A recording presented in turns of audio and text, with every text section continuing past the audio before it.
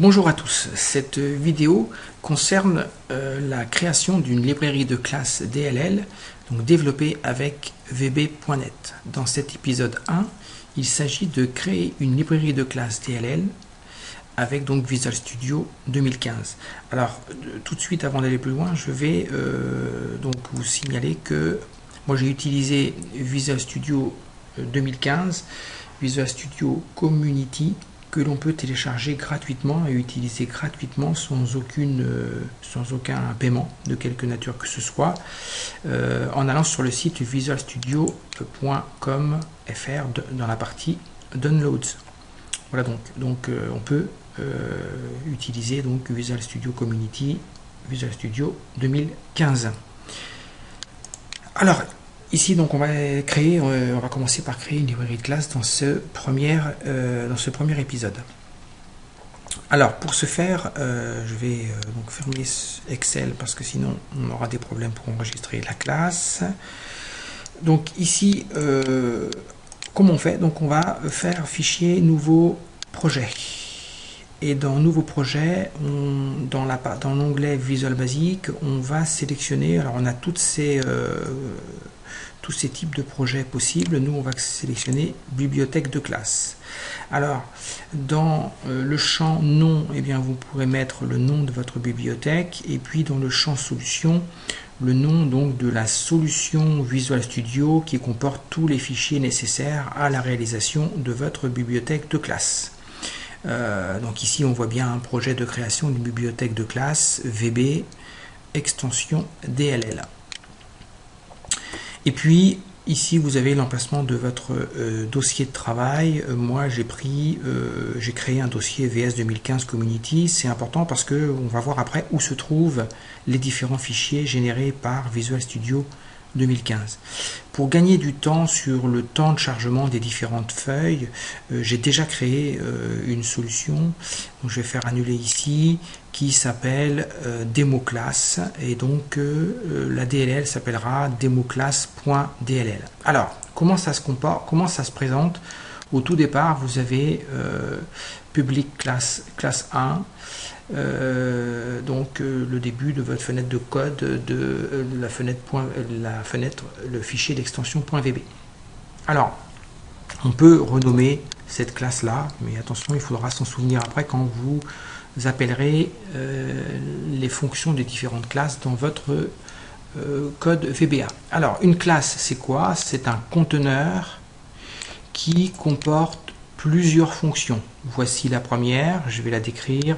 Voici la deuxième fonction. Je ne vais pas être plus loin dans cette démonstration-là. C'est simplement le fait de vous montrer que eh bien, les classes peuvent aussi bien gérer les réels de type double que les chaînes de caractères de type string. Ceux qui ont programmé un petit peu en C++ savent que pour envoyer des chaînes de caractères à une DLL ou pour en recevoir, il faut gérer des tableaux. Et puis pour gérer les tableaux, il faut gérer les pointeurs, ce qui est quand même assez compliqué. Ici, vous allez voir avec Visual Basic, ça reste de la même simplicité que de gérer une variable type réel. Alors, les fonctions doivent être définies avec le mot-clé public. Il y a deux types. Je vais parler que des deux types, public et private. Public, donc, c'est pour que la fonction soit accessible à l'extérieur de la classe, pouvant donc être appelée par du code VBA. Private, c'est lorsque vous souhaitez que la fonction ne soit accessible qu'à l'intérieur de la classe. Nous, ce n'est pas notre cas.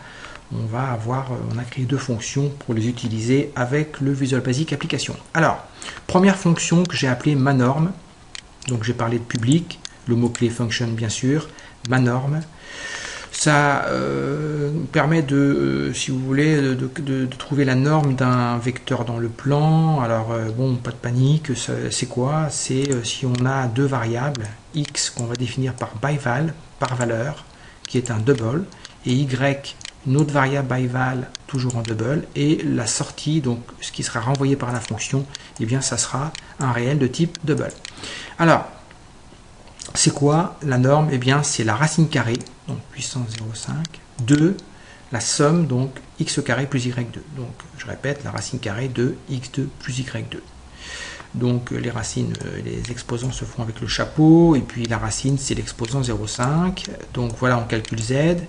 Et puis j'aurais pu faire une seule ligne, mais dans un souci pédagogique, je préfère faire une deuxième ligne avec return Z. Le mot-clé return, eh bien ça indique la fin de la fonction et le retour de cette valeur calculée donc par la fonction.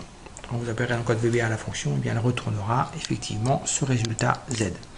Deuxième fonction, la fonction sup espace, comme supprimer espace, qui est une fonction qui, lorsqu'on lui donne une chaîne de caractères mtext, eh bien elle retourne la chaîne de caractères en ayant retiré tous les espaces. Alors ça peut être pratique quand, par exemple, vous voulez nommer des fichiers dont le nom ne comporte aucun espace, parce que vous êtes dans un environnement particulier où vous ne pouvez pas avoir des espaces dans les noms de fichiers, comme c'est le cas.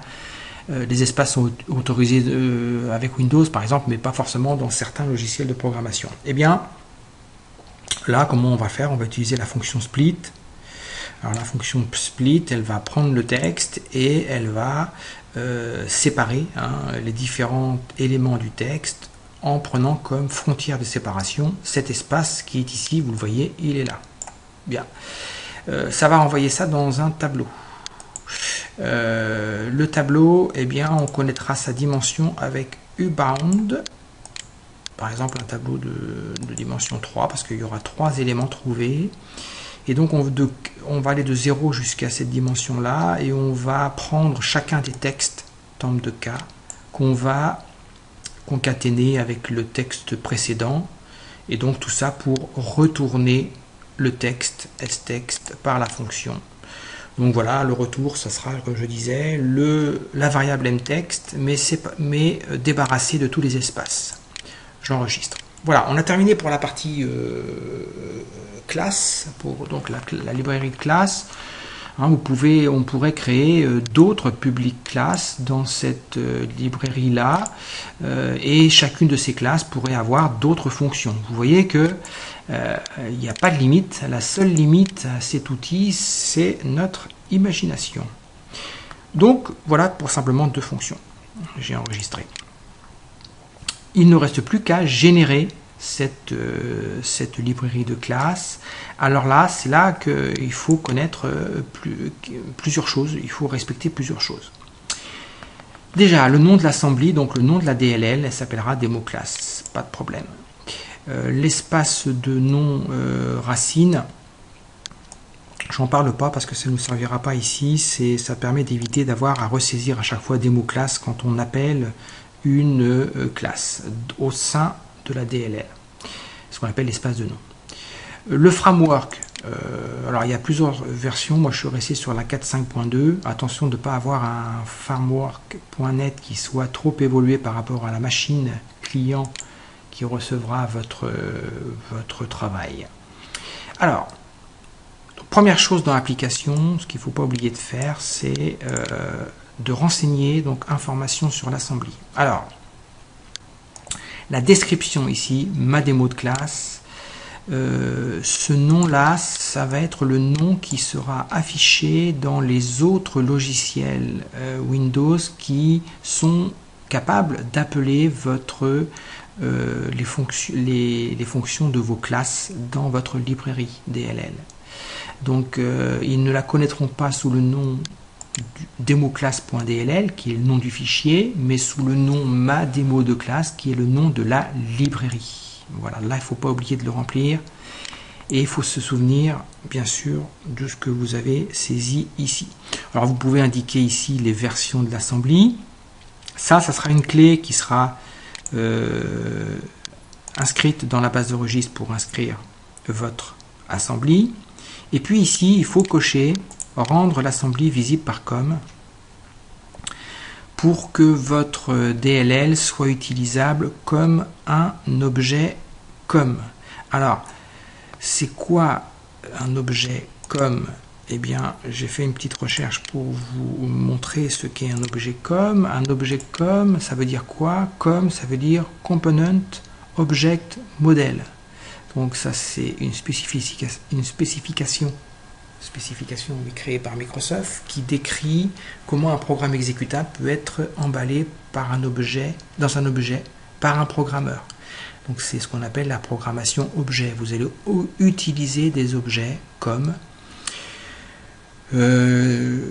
l'avantage, c'est qu'on définit un objet qui sera utilisé par plusieurs applications. Donc on peut voir ça comme une interface de programmation et donc un procédé de communication entre les objets qui est indépendant des langages de programmation. Votre objet peut être appelé par différents langages. Voilà, pas en dire plus sur les coms. Donc il ne faut pas oublier de signaler que vous voulez rendre votre assembly, votre DLL visible par com. Ok. J'enregistre. Deuxième chose au niveau de la compilation. Alors, vous avez plusieurs modes, le mode debug ou le mode release. Ça, c'est bien quand vous développez une application et ensuite quand vous êtes sur la partie vraiment qui sera les dernières versions. Moi, j'ai laissé la partie debug. Ça n'a pas trop d'intérêt. C'est juste ici pour le chemin sur on va le voir après, sur le dossier. Pour la sortie de votre génération, il faut savoir où elle a été stockée. C'est simplement pour ça, mais ça n'a pas d'incidence sur le fichier à proprement parler DLL. Alors, ce qu'il ne faut pas oublier non plus de cocher, c'est ça, c'est inscrire pour com interrupt. Alors, comme on l'a vu tout à l'heure, ce que c'était, component object model, et interrupt, eh bien, il faut que l'on puisse la déclarer comme étant capable d'être une com interrupt. Alors, c'est quoi une com interrupt? Eh bien, c'est à côté ici, c'est ce qu'on appelle l'interopérabilité. Alors, c'est quoi l'interopérabilité? C'est la capacité que possède un produit ou un système dont les interfaces sont intégralement connues à fonctionner avec d'autres produits ou systèmes existants. Et sans restriction d'accès ou de mise en œuvre. Donc, voilà ce que c'est que l'interopérabilité. Donc il faut l'inscrire comme étant un objet qui est un com interrupt, donc un objet capable d'interagir avec d'autres logiciels Windows. Ça sera important, on le verra dans un épisode, pour que Excel puisse reconnaître cette com interrupt. Et comment il fera pour la reconnaître? Eh bien, il ira trouver son nom ici dans la description de votre assembly. Donc ici, il faut cocher inscrire pour com interrupt. J'enregistre. Troisième chose, les références. Pour que votre librairie de classe puisse fonctionner avec d'autres logiciels, notamment Excel et notamment le Visual Basic Editor, il faut que vous ayez des COM, justement on en parlait, des Component Object Model, qui soient inclus, des outils qui soient inclus dans votre DLL, dans votre classe. Donc ça c'est automatique, mais il faut juste ne pas oublier de signaler que vous souhaitez qu'elle soit là. Alors comment on fait pour ajouter? On clique sur ajouter. Là vous avez la liste des objets possibles. Si vous souhaitez savoir ce que fait un objet en particulier, vous pouvez chercher sur Internet. Donc là on a coché Microsoft Office Object 14.0 Library. Donc ça c'est pour l'environnement Office. Et puis on a coché également Microsoft Visual Basic for Application Extensibility. Ça permettra au code VBA, Visual Basic pour application, d'aller construire les nouveaux objets qui sont dans votre comme dans votre DLL. Voilà, je fais OK. Pas oublier ça. Voilà. Dernière chose, la signature. Alors, il faut ce qu'on appelle signer l'assembly c'est-à-dire ce qu'on appelle aussi donner un nom fort à l'assembly, donc à la DLL, par opposition à un nom simple. Alors, le nom simple, c'est un fichier voilà, qui est nommé, et puis un nom fort, c'est un fichier DLL qui a une signature. Alors comment on fait pour faire une signature? On fait nouveau, on donne un nom de la clé. Moi j'ai donné des mots-clés, des mots-clés. On met un mot de passe au moins 6 caractères que l'on confirme ici et peu importe l'algorithme de signature et on clique sur OK. Moi je l'ai appelé myclé et puis le point PFX est rajouté par Visual Studio 2015. Alors, la question que vous vous posez tous ici, c'est oui, mais pourquoi je dois signer mon assembly? Alors, c'est exactement comme quand on signe un chèque, hein, ça prouve que vous êtes bien l'auteur et vous avez et que vous possédez tous les droits de votre assembly. Là, c'est pareil. Alors, je vais aller un peu plus loin en allant chercher un article. Alors, qui s'appelle Pourquoi attribuer un nom fort sur msdnmicrosoft.com. Pourquoi attribuer un nom fort à vos assemblies? Eh bien, c'est une première utilisation purement informatique, c'est quand vous avez plusieurs versions d'un même assembly et que différentes versions doivent pouvoir se charger côte à côte parce que vous avez peut-être différentes versions par rapport de votre assembly par rapport à différentes versions d'Excel par exemple. Eh bien, pour qu'il n'y ait pas un fonctionnement sur la même machine sans conflit, eh bien, il faut que vous puissiez signer les différentes assemblées, les différentes DLL. Et grâce au nom fort, on pourra le faire. Ça, c'est la première raison. La deuxième raison, elle est si vous avez une assemblée donc DLL et que quelqu'un souhaite faire une assemblée malveillante qui portera le même nom, eh bien, on pourra distinguer les deux parce que la vôtre sera signée et votre signature est unique puisqu'il y a un mot de passe qui est chiffré. Une raison supplémentaire, c'est si vous voulez ils disent ici, si on veut centraliser le traitement de l'application en appliquant une stratégie d'éditeur, ce qui implique installer l'assembly dans le Global Assembly Cache, eh bien, seules les assemblies, les DLL signées sont autorisées à accéder au Global Assembly Cache. Alors, c'est quoi le Global Assembly Cache?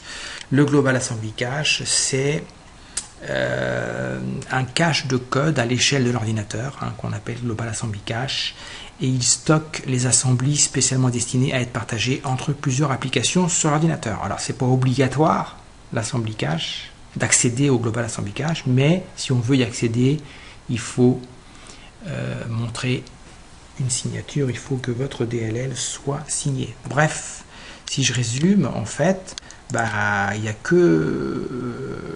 tout intérêt à signer votre assembly, et puis ça évitera des problèmes du type on n'arrive pas à faire fonctionner votre produit, on ne sait pas pourquoi. Peut-être que la raison, ça sera que votre produit ne sera pas signé et que l'environnement Windows qui recevra cette assembly refusera peut-être de la référencer parce qu'il se dira c'est pas signé. Donc ça risque peut-être de contenir un verre ou autre chose. Voilà donc la dernière chose qui était pour signer cette assembly. Voilà, j'ai rien oublié. Il ne reste plus, on a terminé. Je reviens dans la fenêtre de code, on a terminé, on a les fonctions qui sont là. Je répète, la fonction manorm et la fonction subespace. Et maintenant on va générer. Donc j'ai fait enregistrer et on va générer. Alors générer la solution. On lance. Et pendant qu'il génère la solution, ça c'est terminé. Alors c'est plus ou moins long. Là, il met que la génération a réussi. Alors, qu'est-ce que fait Visual Studio 2015 quand il génère la solution? Donc, je vais aller. Donc, ça s'appelle démo class. Et vous vous rappelez, j'avais mis ça dans le répertoire qui est Visual Studio 2015 Community. Alors. La solution donc s'appelle DemoClass et puis Visual Studio va recréer le nom, le même, puisque c'est le nom aussi de ma DLL qui s'appelle DemoClass. Vous vous rappelez tout à l'heure, j'avais dit debug ou release. Eh bien, moi je suis dans debug. Eh bien, voici donc les fichiers qui vont être créés par Visual Studio 2015. Alors, ce qui nous intéresse nous aujourd'hui, donc c'est la DemoClass DLL. Donc c'est la librairie de classe fichier DLL qui a été créée. Et puis la démoclasse TLB qui est une bibliothèque de type. J'en parlerai dans un autre épisode, mais ce qu'on peut dire ici déjà, c'est que c'est une bibliothèque qui répertorie le nom de vos différentes classes dans votre librairie, ainsi que le nom des différentes fonctions. Donc elle est primordiale, elle est indispensable, puisque c'est comme ça qu'un autre logiciel, par exemple Excel, pourra comprendre le fait qu'on puisse accéder à telle et telle fonction. C'est un peu une espèce de carnet d'adresses avec les adresses des différentes fonctions. Donc c'est complètement primordial, et ça accompagne bien sûr le démoclasse DLL. Donc quand on clique sur générer la solution, eh bien Visual Studio génère ces fichiers. Et quand on clique sur générer démoclasse, eh bien Visual Studio ne va générer que démoclasse.dll. Alors je le sais parce que j'ai fait les essais pour être sûr de ne pas me tromper, pas vous raconter n'importe quoi. Alors pourquoi on a les deux types? Parce que générer la solution, c'est plus long que de générer uniquement des mots-classes. Donc si vous avez changé que le contenu de vos fonctions sans changer ni les titres, ni en rajouter, eh bien on fait générer des mots-classes et la DLL est recompilée immédiatement. Ça permet de gagner du temps sur le développement. Voilà donc pour cette première partie. Alors, je crois qu'on a terminé. Je vais revenir sur Excel ici. Oui, donc on a écrit les différentes fonctions de la librairie de classe. On a sélectionné les références nécessaires pour le VBA et on a choisi les options de compilation. Tout ça pour se retrouver avec plusieurs fichiers, dont deux extrêmement importants qui sont bien sûr la librairie de classe et bien sûr la bibliothèque de type. Voilà, il me reste à vous souhaiter une excellente journée et à vous retrouver peut-être pour l'épisode numéro 2. À très bientôt et très bonne journée à vous.